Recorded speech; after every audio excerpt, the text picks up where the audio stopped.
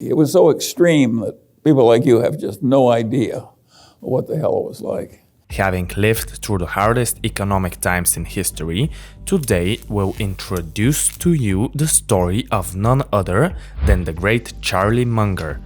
Enjoy watching. Charlie Thomas Munger, the right-hand man of one of the best investors in the world, Warren Buffett, born in Omaha, Nebraska in 1924, on January 1st, grew up in a middle-class family. His grandfather was a federal judge and his father was a lawyer.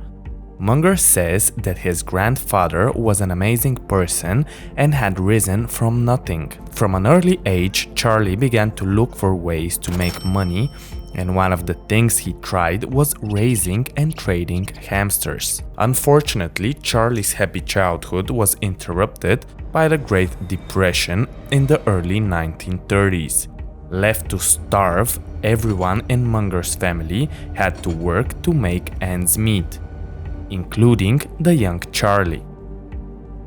He got a job at Buffett's family grocery store, where he works 12 hours a day to make $2. During this period, Munger developed a strong work ethic. Most of my schooling was in the Great Depression, but that means I'm one of the very few people that's still alive who deeply remembers the Great Depression, and that's been very helpful to me.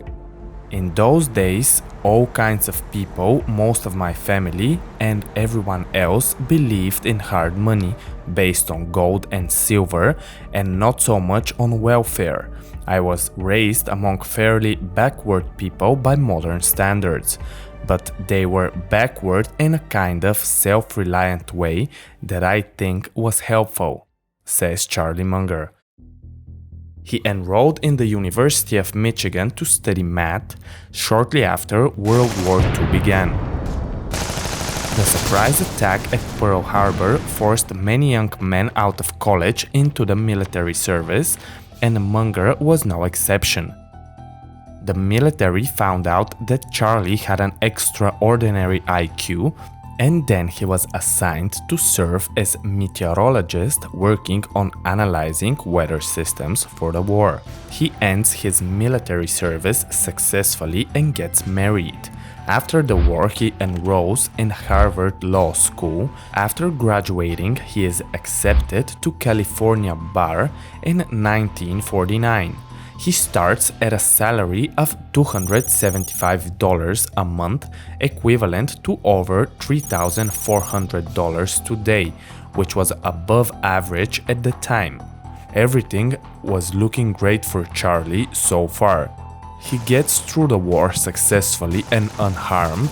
He has a good salary with which he can maintain a good lifestyle, but little did he know he was entering into the darkest period of his life.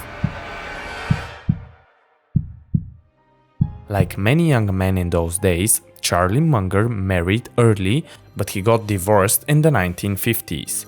As the marriage ended with his first wife, Munger wanted to minimize the damage it had caused to their children. Just as Charlie was recovering from his divorce, something terrible happened again. His son Teddy Munger was diagnosed with cancer. In these days, this was a death sentence. There is nothing worse than losing your child inch by inch, Charlie Munger says. He spent all of his savings to save his son, but they weren't enough.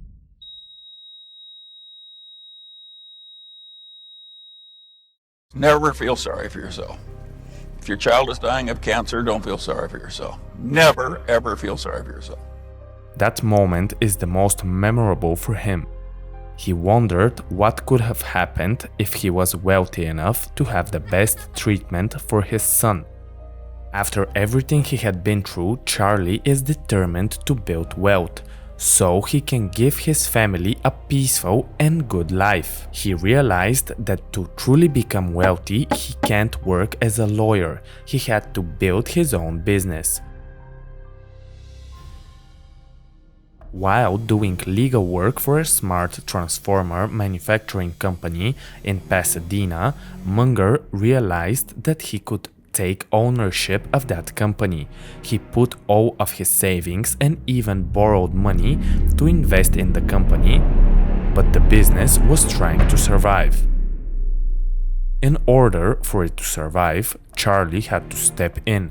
He considered this business a bad business, but he still managed to make a respectable return. This experience has taught him a lesson that became his major way for how he invests. He realized that it's easier to buy good businesses than trying to fix bad ones. Ready to make what it costs to be truly rich, he was ready to invest in wonderful businesses which can make a good return. But what he didn't know was that he would soon make his first million, and here is how he made it. Los Angeles was on his way to becoming the second largest city in America. People were moving there at a rate of 3,000 a month. Munger didn't miss the opportunity to make millions of dollars. While advising his clients on a real estate project at Caltech, Charlie Munger put his own money on the line by owning half of the operation. The Caltech property sold out quickly, giving 400% return for their $100,000 investment. But that didn't stop there. Munger immediately reinvested his money for more projects, from which he made over $4 million in a few years. Although the real estate sector had made him millions, he didn't want to be involved in a business which had too much debt. He wanted to play it safe. Most of the other millionaires and billionaires, once they make their first million, they start to play it safe by investing in companies instead of trying to constantly speculate. Using his connections, he started an investment company with his friend and client Wheeler. After they bought a seat at the Pacific Exchange, Wheeler, Munger, and the company's main business was brokerage and market making. They invest in companies such as a car wash machine manufacturer, and unlike other investors, Munger's strategy was so concentrated in small growth companies with small capitalizations. As a result, his performance was very volatile, but over the long term it was much better and outperformed that of most other investors. By 1974, when the partnership dissolved, it had an average annual rate of return of 24.3%, making Munger $5 million, equivalent to $30 million in today's currency. When Charlie started his investment company in 1962, he was also invested in a struggling company owned by his friend. And who was that friend, you may ask? That was Warren Buffett himself. One of the many good opportunities for Munger and Buffett at the time was Blue Chip Stamps Company, generating $100 million of sales a year at that time. The company was using coupons called Blue Chips, and they gave out them to loyal customers in shops like supermarkets, gas stations, and others alike. Like discount cards, these stamps can be exchanged for different goods in a store. The problem was that it takes time to accumulate these stamps.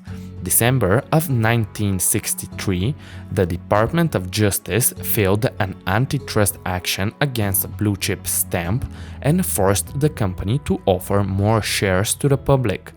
This is where Charlie and Warren saw opportunity. They invested a large sum of money, while Buffett being the largest shareholder and Munger being the second largest. Using the money from this company, they invested in a small candy store in California called See's Candies. They put $25 million into it, and it gave them over $2 billion of pre-tax income. Berkshire Hathaway was growing at that time. Today, Berkshire Hathaway owns a large number of separate businesses, but if weren't for Munger's motto, the company would have had trouble scaling up. They invest only in companies that are in their circle of competence. They prefer companies with good cash flows and predictable income. Charlie Thomas Munger has lived through the worst economic times in history, and he came out as one of the greatest investors in the world. This was his life story, and I thank you for watching until the end. Subscribe to the channel, like the video and hit the bell icon so that you won't miss out on any of our newly upcoming interesting videos about the financial and investment world. Goodbye for now, and I'll see you in the next video.